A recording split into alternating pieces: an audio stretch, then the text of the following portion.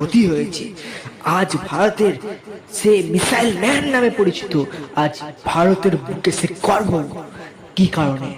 সে দরিদ্র পরিবারের ছেলে এপিজে আব্দুল কালাম।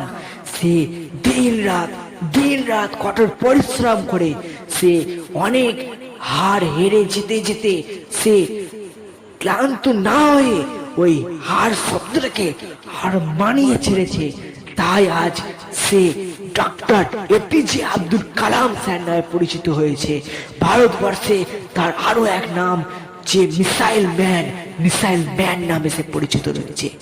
সে আজ প্রতিষ্ঠিত, সে আজ সফল তার কৃতকর্মের দ্বারা, তার কঠোর পরিশ্রমের দ্বারা।